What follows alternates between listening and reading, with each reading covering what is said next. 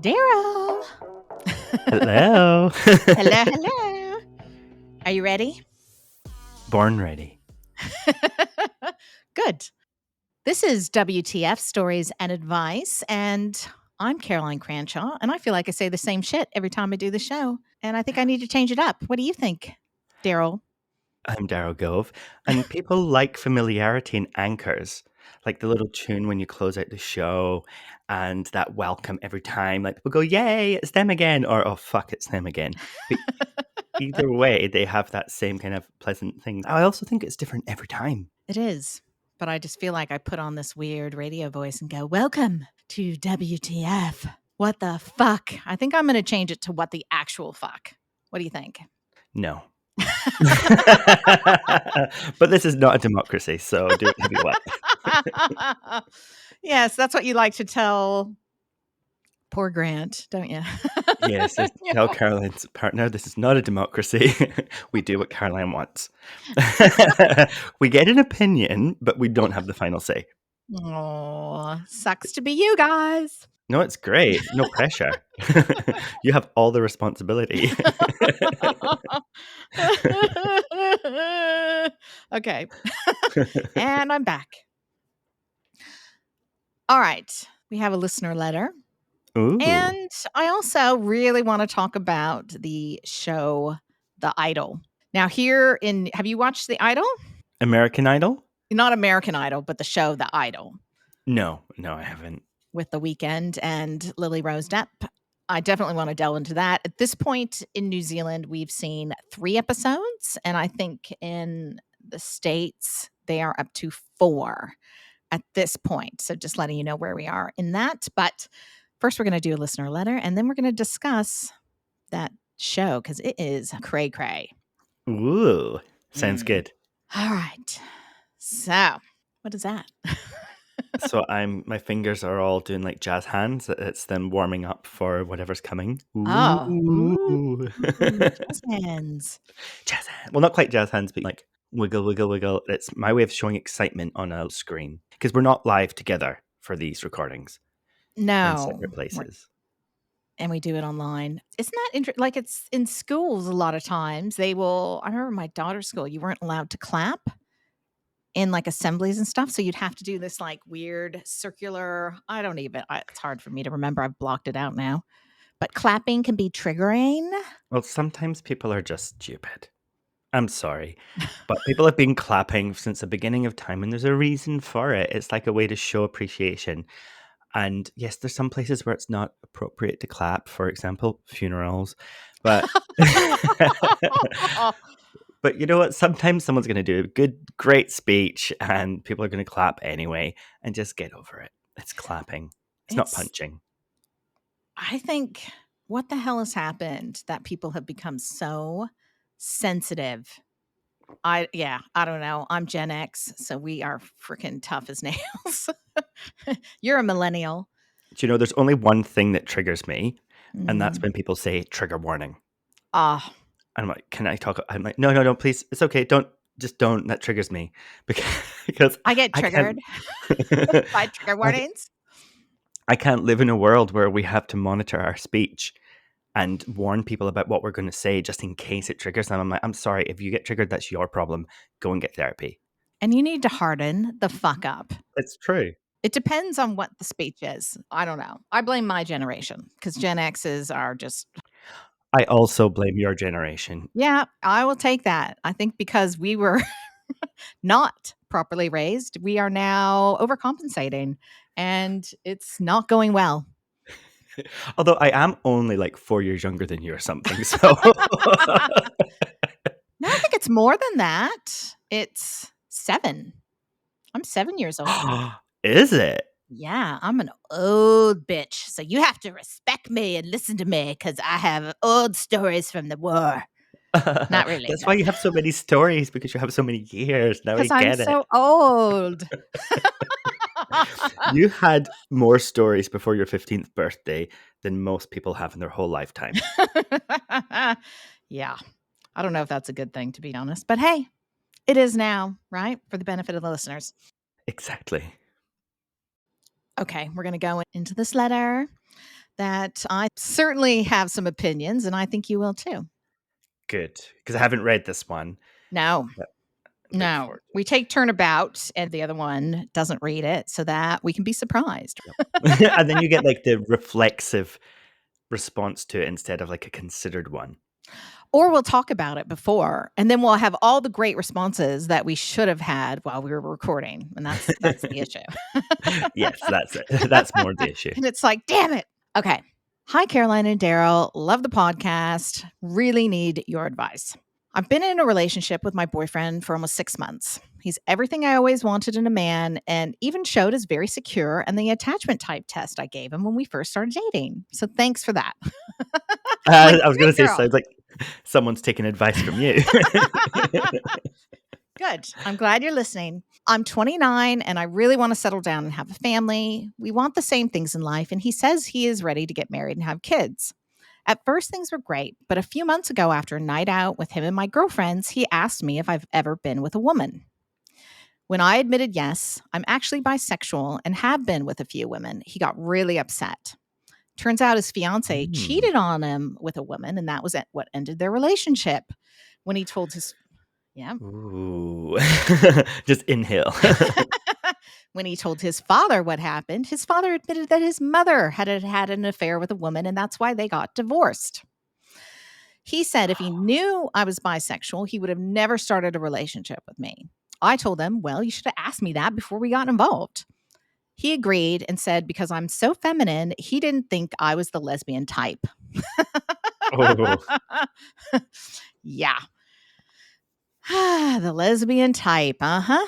I explained that while I've always been sexually attracted to women, I have no intention of having a relationship with one. He seemed to be okay with that, and I thought we could move on.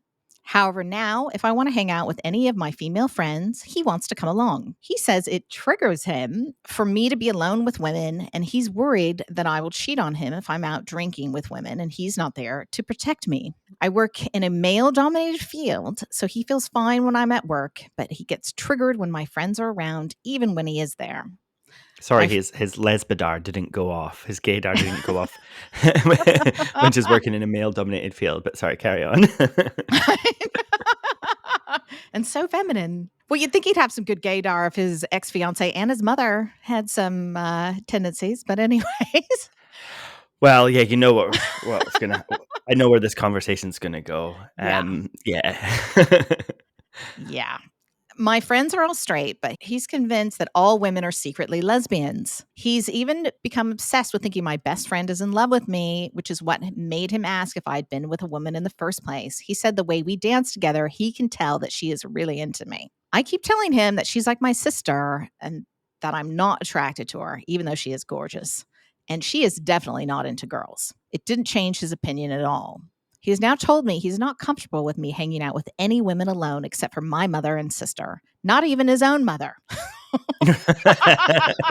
Well, yes, he should be cautious there. My friends are all horrified and say he is way too controlling and immature and that their partners agree. And their partners also agree with this. I made the mistake of telling this to my boyfriend. His response is they all want to have sex with me and are jealous of our relationship.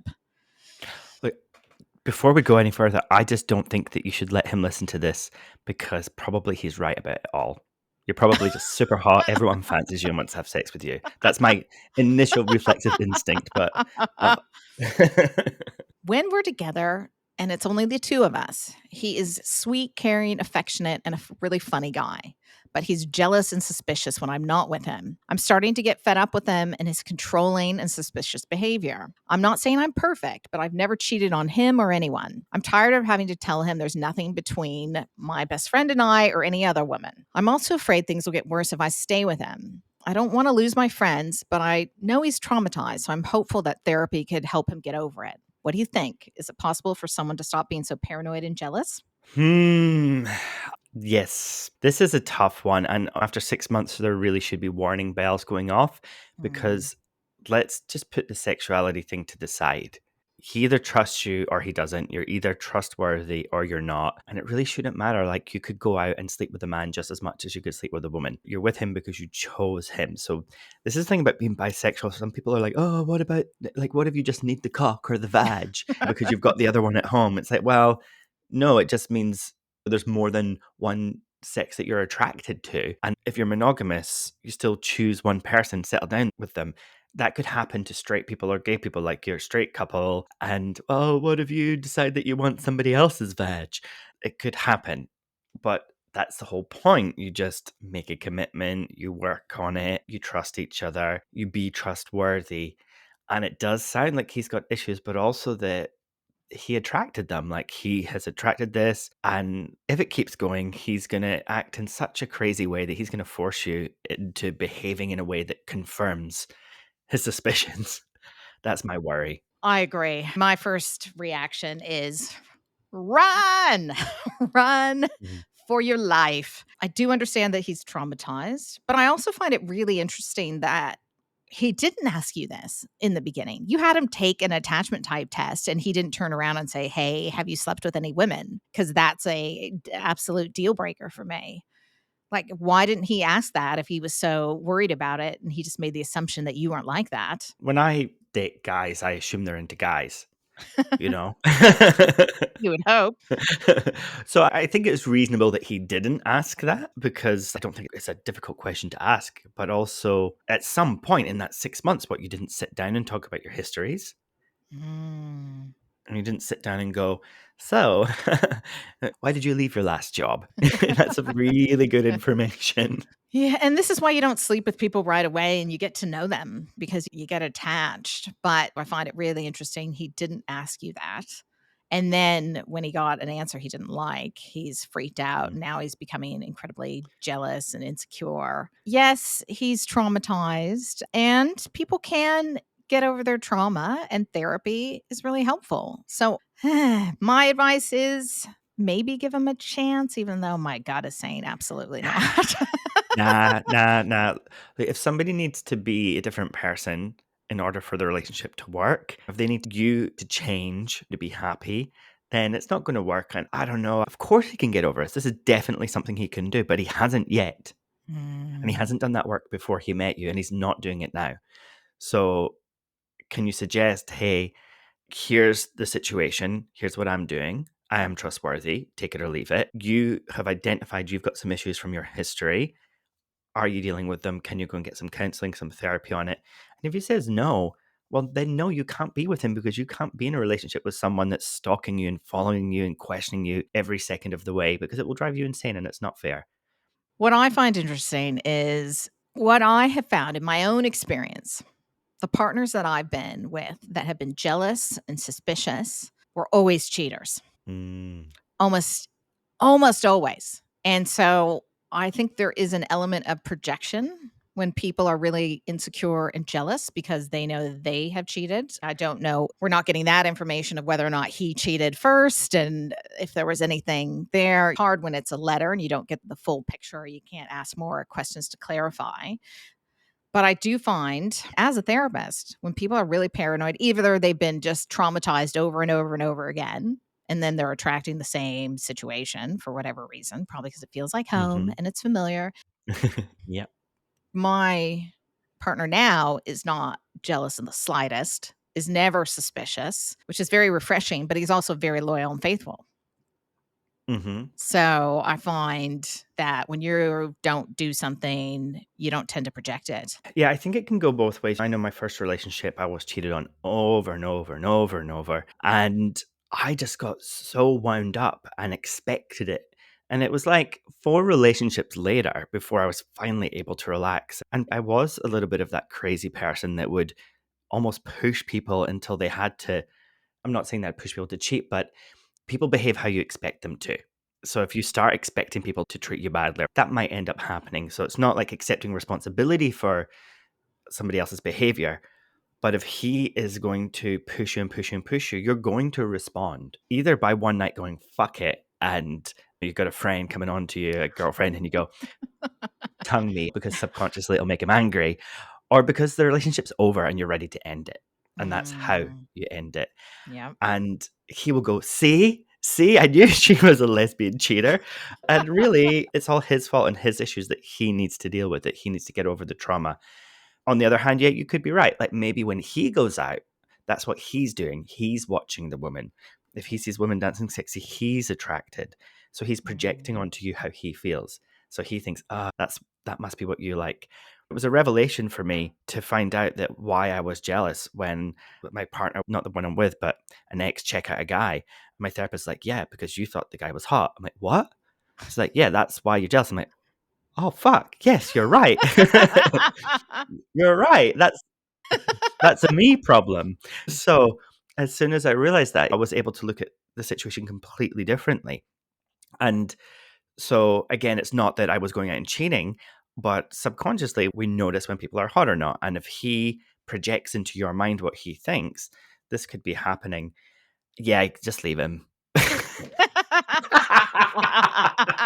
After 6 months, this should not be coming up this early. Or see if he's prepared to do the work or if he's already doing it. But sorry. What you could, yeah, I concur. Say, you know what? I can't handle this. This is not okay. Let's end it. And if you go get therapy and feel like you've completely sorted it out, maybe in the future you could keep a door open possibly, but he does need to sort it out because there's nothing worse than being with a controlling, jealous partner. It shows they don't trust you. You're exactly right. I know for myself when I've been accused of saying I want to cheat or I'm going to cheat, that's when I cheated. Yeah. It's like, well, might as well. I'm already guilty. Like they're accusing me of something I haven't done, so I might as well do it. I'm already being punished for it. So Yeah, exactly. And if something rebels in you and you're like, fine, I'm going to do it. So, absolutely, he possibly could change, but it is showing a real insecurity because there's lots of people who've been cheated on. Lots and lots and lots of people who have been cheated on and they don't have this problem. And it's really unreasonable. It's also saying you can't have any friends. that's controlling. So there's being a little bit suspicious and there's being anxious and then there's being controlling. Yeah. Which can get worse with time. It doesn't sound like it's getting better. No, that sounds like it's escalating. And I think that's another thing with the attachment type test. People can lie. Mhm. They can totally lie on that test. Yeah, I'm so secure. He obviously did Yeah. lie. And so I think don't count on that as being the end all be all. I think it's helpful. But if someone's clever or they're onto it, I could skew those test results however I wanted to. Well, also, he might be secure when he's single. Yeah.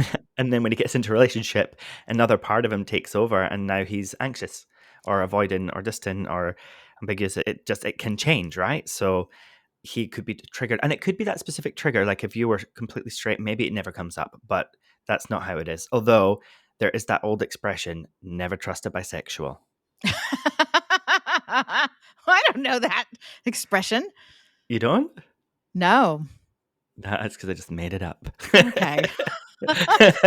Well, it's interesting because I know most men are fine with women being bisexual, and they estimate something like 80% of women are bisexual. Like, I think it's higher than men personally, but maybe not when I talk to certain people.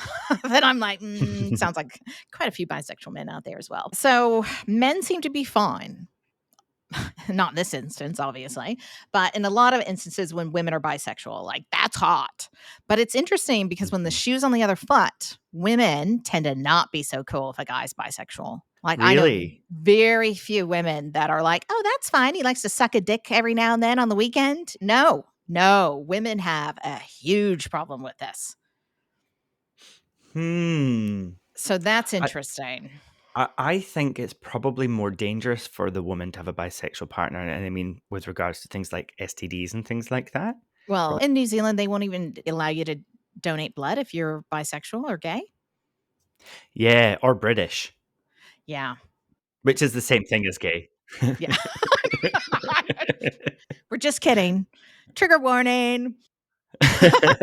No, I'm fed up. Let's just be offensive and then Oh, and I find that crazy because, like, I know a lot of gay men that are in long-term, very monogamous relationships. You're one of them who isn't sleeping around. But then I also know some other men who are sleeping with anybody they get the chance to. So but they identify as straight, and yet they're sleeping around. So Yeah. that's a weird one with blood. Mm. Yeah, I don't know. For me, it's kind of convenient because I would feel morally obliged to give blood if I could, and because I'm gay and British, I don't have to, so I don't. So I'm not going to fight that one. I was thinking about giving blood because I've always been declined. You don't have enough blood. Yeah, I like to drink it. No, because I've had blood transfusions. When I had my car accident, they gave me like 5 liters of blood. That's what it is. Some of this DNA's in your brain. You've been taken over a Mm. bit by this somebody's blood, I bet you. My personality really did change, which is interesting, but I think that was also a traumatic brain injury. That'll do it. But because I received blood, that disqualified me. I don't know if it still does, but I should ask about that because did you know it's actually very good for you to donate blood? It actually reduces your risk of heart attack, strokes, like all kinds of things because it causes like a clean out and then your body has to regenerate more blood. Mm. Well, it makes sense that those medieval practices of bloodletting, that there's Mm. probably a reason for it. Like, I'm not saying it's a good thing that we should always do, but they must have observed improvement in some patients. Get some leeches. Get some leeches, yeah, and they still use leeches these I days in some know. hospitals.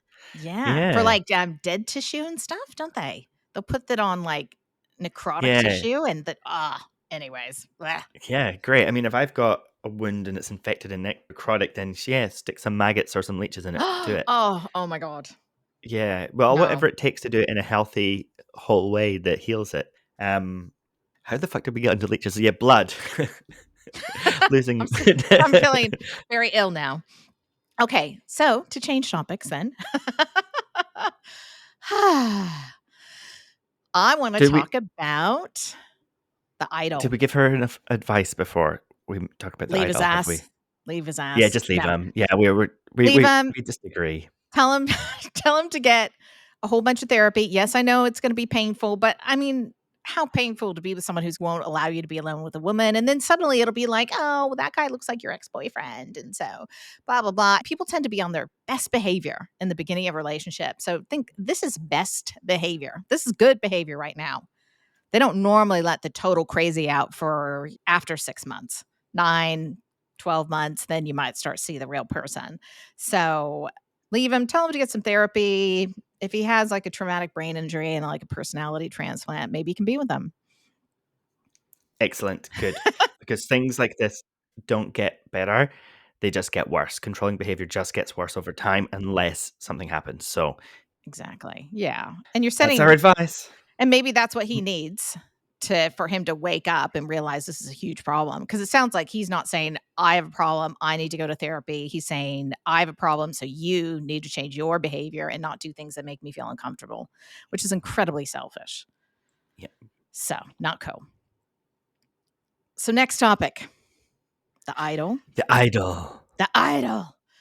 The So idol. so you have not watched this?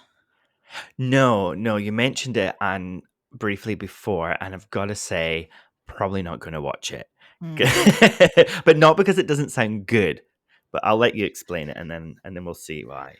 Okay, so unless if you're living under a rock and you haven't heard about the idol, I shouldn't say that. That's not very good. I hadn't heard Okay, about it. I've heard about them making this and that kind of there was some drama behind the scenes. It's The Weekend. So The Weeknd is a singer Yes. and he is straight Yes. So the and the Weekend is Abel Tesfaye is his real name.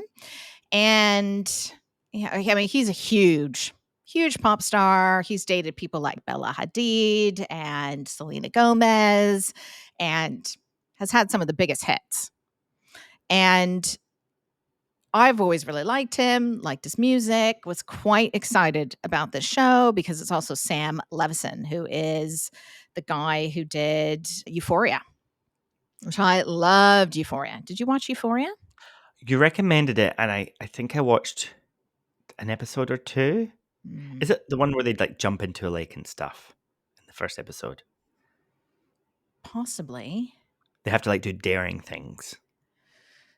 Or I'm mixing up. It's more about drugs and sex and transgender, and it was excellent. I loved it. It was quite shocking in a lot of ways, quite graphic, but the characters were really interesting and well acted, and it was just I loved it. I thought Euphoria was fantastic. And so I Mhm. was really excited. And so the show originally had a female director, right? So The Weekend So you're and worried about watching it.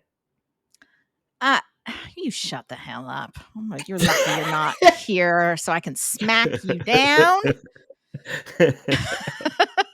So the original director was Amy Setmez. I think Setmez is her name. She did The Girlfriend Experience and several other quite good shows. So quite good.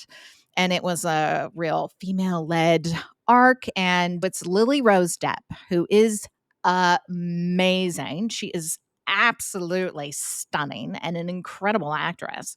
I think she is actually fantastic.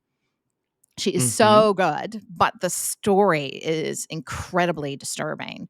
But it originally had this female director who directed, I think, like 5 out of the supposed 6 shows that it was supposed to be, and then suddenly left, and because they didn't like the female-led arc it was, and they literally scratched everything they filmed, and they rewrote it and refilmed it. Really? I wanna see the originals. I know, same.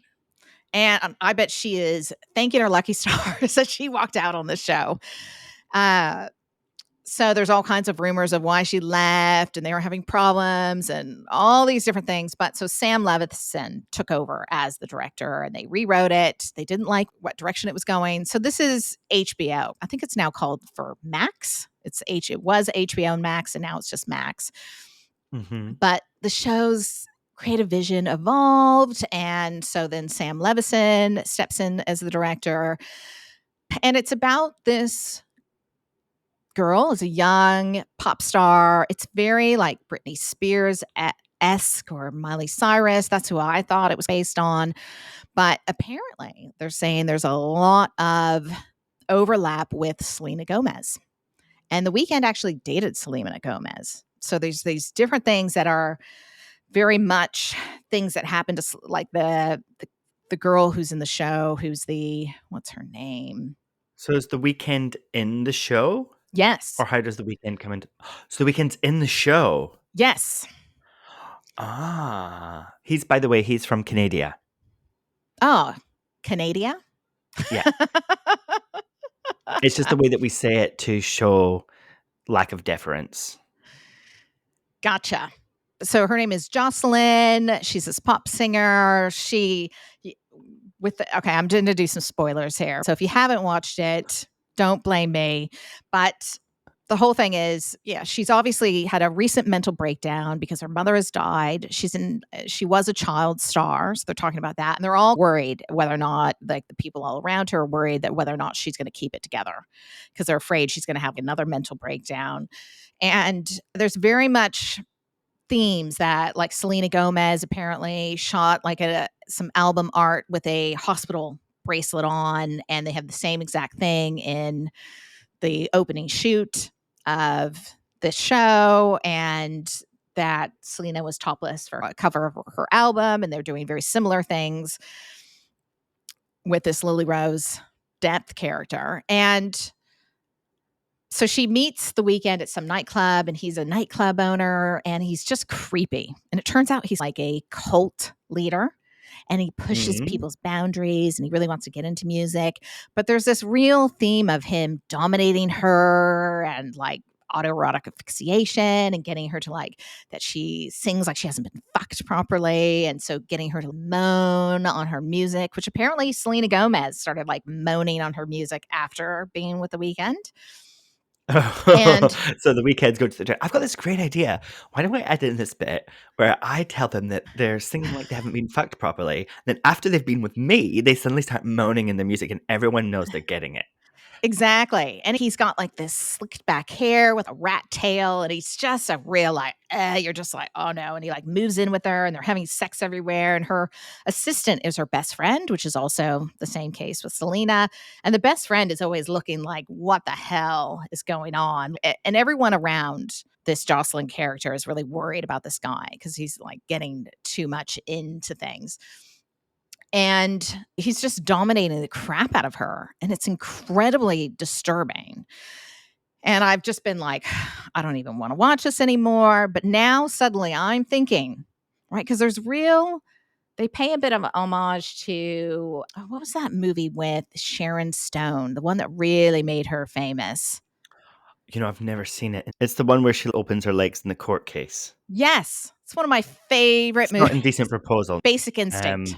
Basic Instinct, that's it. I love that movie. Obviously, well, it was shot in San Francisco and Marin, where I'm from, and I love that movie because she was such a strong, crazy ass character, right? I thought she was like my idol. Not that I want to kill people, but they play a bit of homage to that movie, and so now, and he's just dominating the crap out of her, and you're just getting quite disturbed by the whole thing. But my theory Mm. is, right? I could be totally wrong, but I have this feeling that she's gonna turn around and be the one that's playing him, and she's gonna kill him, or something's gonna happen, because Mm. right now it's going in this direction where she's being controlled by this man, being dominated, like he's leaving marks on her. She's got bruises on her, cuts on her from him, like being very extreme with their sex.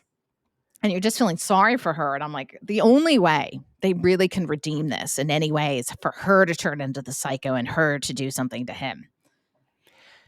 Yeah, no, this is definitely why I haven't watched it. That sounds really dark. It's very dark.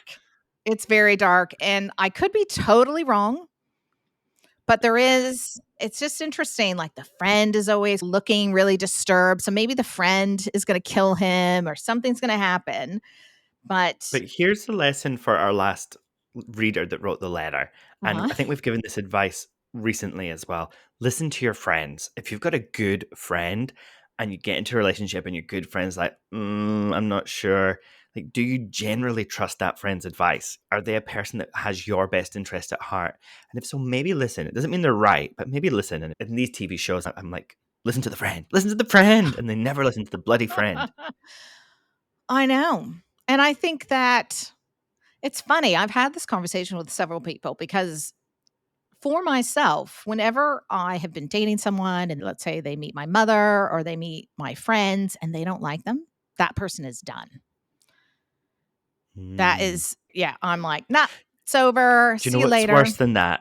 What? If someone says, I'm going to introduce you to my friends, and if they don't like you, we're not going to get on. They put this thing like up front, like you see it on like Married at First Sight or whatever, but it's just an out that they've got. Yeah. And so it is true. Like I think if my family didn't like someone, that would be a red flag. But then all my friends always hated all my partners. Like my But, best friends always did. and Well, I would say that they were right, except for my worst one. One of them like loved them, and even after we broke up, kept staying friends with them for a while. So yeah, no, I don't know. Maybe I have shit friends, and you should not listen to me. No, my friends are great. I think definitely listen. And unless your friend is really a messed up person themselves, I remember dating this guy who I don't know what the hell I was thinking, but I had just gotten divorced and it was just a bit of a shit show. And my friend met him and we went to this event and the guy was a nightmare. And we get back in the car. She was driving and I think he had gone to the bathroom or something. And she's like, if you don't break up with him, I will. Yeah. She's like, "You are not dating this man for one more second." And I was like, "You're right. Okay." Like, I totally, because I knew Yeah. she was right. My family is pretty accepting. My mother is very accepting of people. So if she doesn't like somebody, I know there's something seriously wrong with that person. So I do trust that. But like my partner, his parents didn't approve of several people he was with, and that never stopped him for a second. Yeah, and I think that's it's a personality type as well. And what was his parents' motive with that? Well, I think they were right. But on the other hand, my dad's parents didn't approve of him being with my mom Mm. initially. But 20 years later, they're like, "You're like a daughter to me, and we love you." And they were wrong. They were wrong. Like, mom is fucking awesome. And they realized that later. It's just that she was from a different social sphere, and class matters in the UK. So, no, it's an interesting one.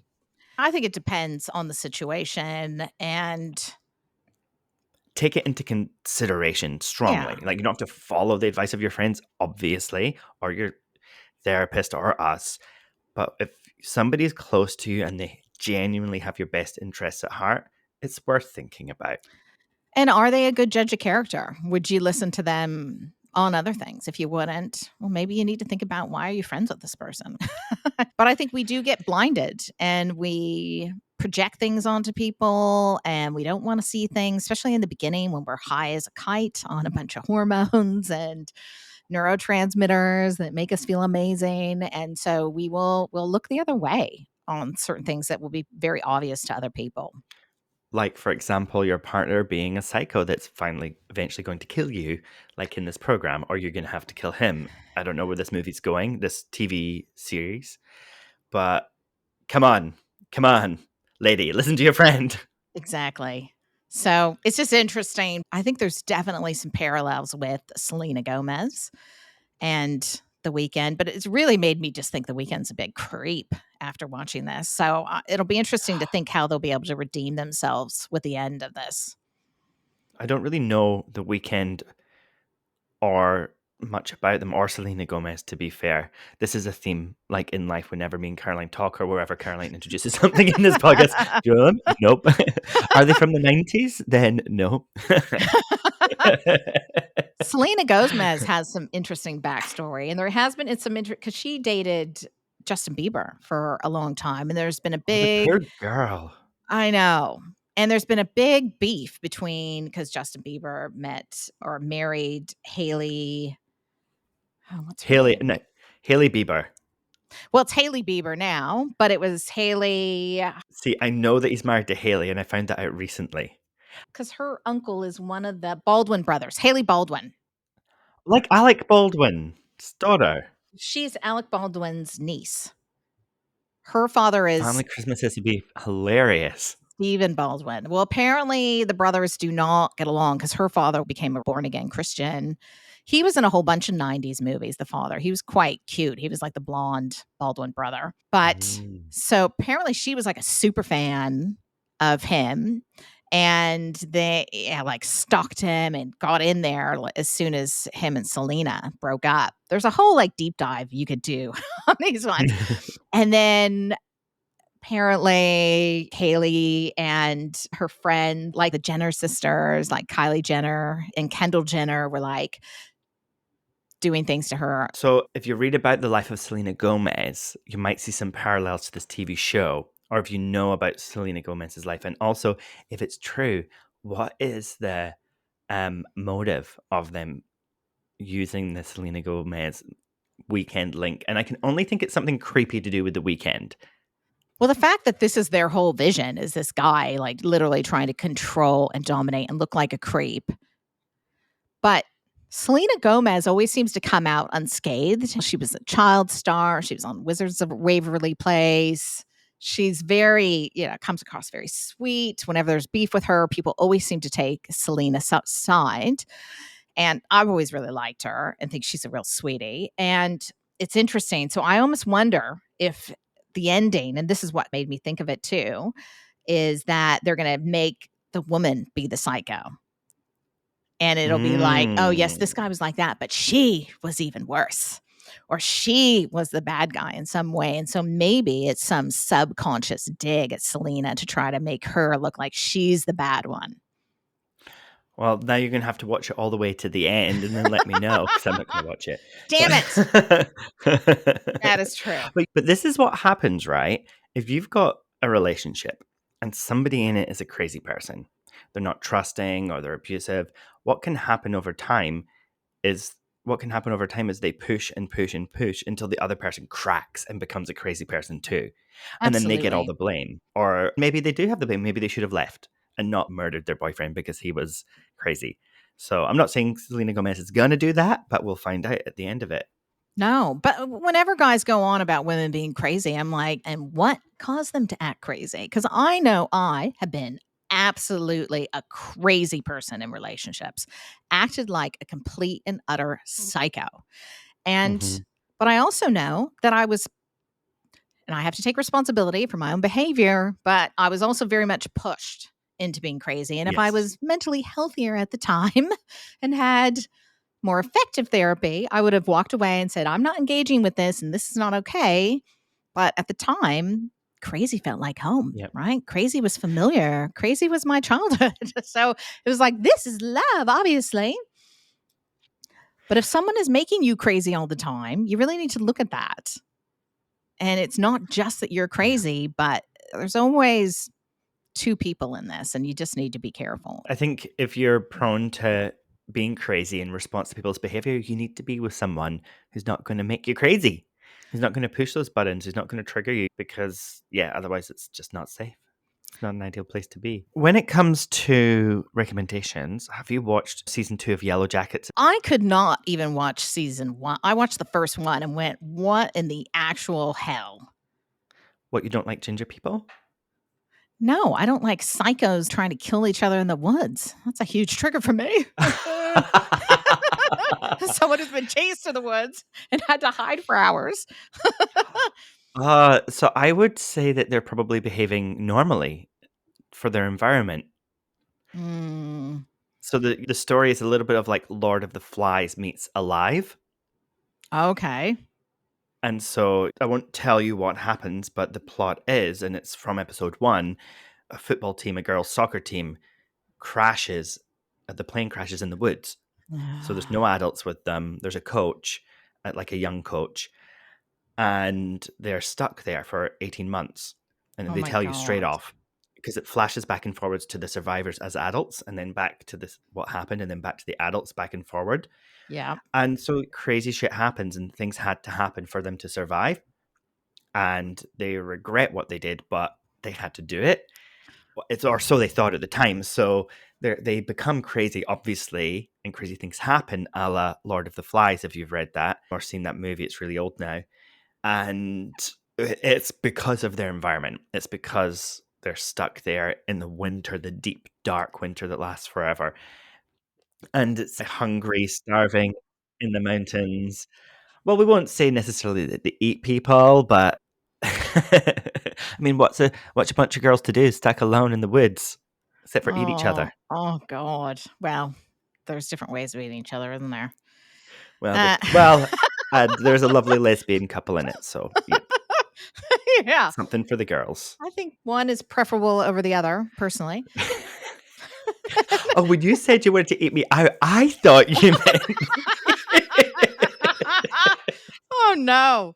That's meant. taken to a whole oh, you meant eat me. I remember I had this girlfriend who did a lot of swinging, and we went to some party, and there was this girl there that was just being horrible. I was at this party. There was this girl there that was like complaining about her boyfriend and talking about what like just an idiot he was, and she didn't even like him. And we were downstairs, and I hadn't seen who this guy was, and I just felt really bad for him. And I walk upstairs, and it's this 6'6" bald, beautiful black man. And I'm in Auckland, New Zealand. And I think she had said he was American. So I was like, I'm going to go check this guy out. And she was just, this woman was bagging her so, and so bad that I was like, I need to save this guy. So I was like, hey, honey, come with me. And we walk out of the party and we take him with us and we go to some nightclub. But my girlfriend, who had met this woman who was bagging him, tells the story of she's like, oh, you can't trust her. The first time I met her, she came up to me and she's like, I want to eat your cunt. And she was like, "Oh my Ooh. God," I thought she literally wanted to eat, like, dinner, like, eat my come on, bisexual.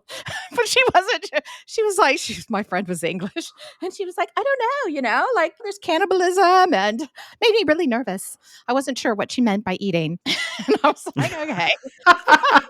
Well, she obviously must have been quite aggressive in the way she said it She to was very not know. aggressive with it, and it's funny because him and I ended up becoming quite good friends, and He's lovely. I haven't talked to him for a little while, so I gotta check in with him. But yeah, random fucking story there. So, and I just have one more recommendation before we go is Mhm. Silo. My mother told me to watch it, and I'm like, I don't wanna watch some futuristic show. It looks, like, dark and weird, but I started watching it last night, and it is good. It is really good. So I really wanna watch it. I heard that this guy wrote this book, or he wrote some short stories or something like that, and then he's just self-published them, and they took off. And so this is a really organic, original story that some guy's just written, and then eventually it's become big, and then made into a big book, and then and then finally been picked up. So it's got Rebecca Ferguson in it, which she's my absolute favorite. She is in June, or Dune, as you call it in America. I have And not seen that, but it's Rashida Jones as well, who I just love her. She's fantastic. well, the Greatest Showman.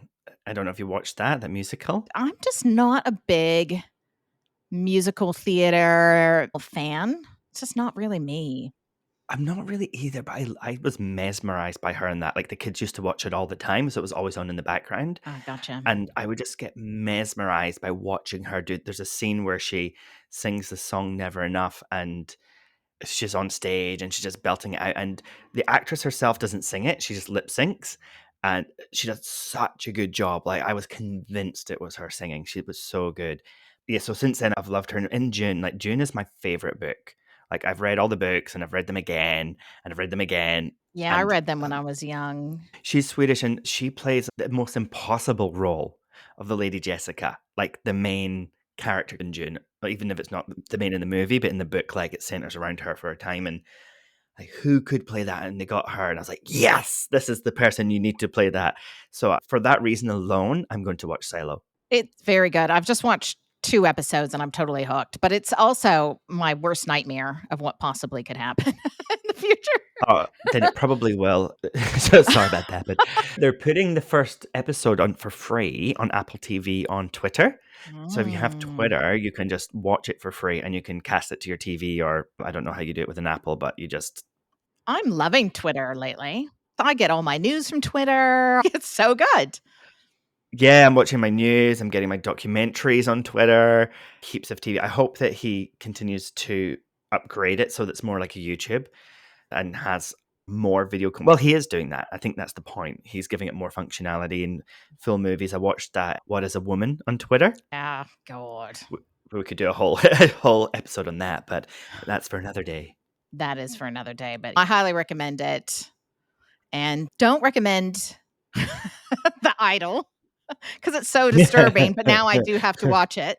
But it is I'm just like, what kind of example are they giving for young girls? That's what really freaks me out. It's very 50 Shades of Greyish. It's teaching Oh, a new way to be to a younger generation. And it's like all these books and romance stories that I read, Twilight or the Bronze Horseman series. And I just know that through my formative years, I had these examples, not those because I was already grown up by the time they came out, but of men and relationships and what they should be like that I got from popular culture. That I was like, oh, that person's so dreamy. This is why I don't like Cross Stitch. Because I read that and he starts beating his wife. And everyone's like, oh, I just love Jamie. Jamie, he's that Scottish guy. He's so, I'm like, he beats her. But, oh, yeah, but it's okay because it's the 1700s. And or like, at least hit her. I haven't even watched that. So it started as a book and they finally made a TV show. And I don't know what they put into the TV show. But in the first book, he's hitting her. And everyone's in love with him. And like, that's not a good role model. No, You know, and I just think that it's not a good idea to put bad role models in prominent positions where impressionable people are going to be watching that. exactly. For example, Shades of Grey and Idol. So if you got young girls, don't let them watch this. No. And Shades of Grey, oh my god. That is just the biggest freaking joke you've ever seen. I was devastated. I was so excited for that book. I got that book because I didn't know anything about it. And obviously, I assumed it was a vampire book, right? Mm. So he's got this big secret, and I'm reading it, and like, oh, what's this big secret? And she gets to his house, and he's going to show her this big secret. And I'm reading the book, and I'm like turning the pages, can't wait. And I'm waiting for him to reveal he's a vampire. And he's like, I like bondage. And I'm like, what? What? What the fuck is this book? And I was like, And I messaged mom, was like, Mom, why did you let me borrow this book? And she's like, I thought it was weird you wanted to borrow it. Like, why did you read this book? She's like, I didn't, Daryl. I did the same as you. I put it down. It's rubbish. Oh, and again, a 21-year-old virgin has sex, penetrative sex with like no warm up and has an orgasm. And it was just like, what a fucking joke. That is not, it's like bullshit. Not a fan. You know how that book started though? It was fan fiction. She wrote fan fiction on some like fan website for Twilight. And it was stories about Edward and Bella. So it was meant to be a vampire. It originally was, but but it like took off so much and people just loved it that so she made them their own characters. But the original characters were Bella and Edward, but that they were into bondage. Oh, maybe that's why I thought it was going to be vampire, because they were similar to Bella and Edward. And that makes a lot of sense, because that relationship actually wasn't good. No. Like, he was protective, but he was controlling. Yeah. He didn't let her have boundaries, but he had his. Super strong, and she just loved that and lapped it up, and she just needed to turn into a vampire and get strong and be in charge. But drink his blood and kill him. No, I'm just yes. I wanted her to go with Jacob, the cute little puppy dog vampire. What was he? A werewolf. Werewolf. Yeah. I like Jacob. I didn't He like loved Twilight. her. He treated her right. I didn't like Twilight either, though. I don't know. And then you read those books and they're not even great. And then it makes me think I should write something like that, because I could write something we should do it together, Daryl. We could write some type of weird erotica and become billionaires. Done. Let's do it. Write in with your suggestions of topics and what type of erotica you would like us to include. And we will weave the characters around your suggestions, and it will be your fan fiction. And sounds good. There will be zombies in it, just warning you. Yes, definitely zombies. And I've always wanted to write a story about a hypnotherapist who has all these like crazy clients. And then I could use stories that I make up and aren't real at all, based on real clients. Great idea. Great idea. Do it. On that note. Oh, well, write to us, wtfstoriesandadvice@gmail.com. Give us a like and 5 stars, please. Thank you very much. Please. Thank you. And that's us for today. Bye. Bye.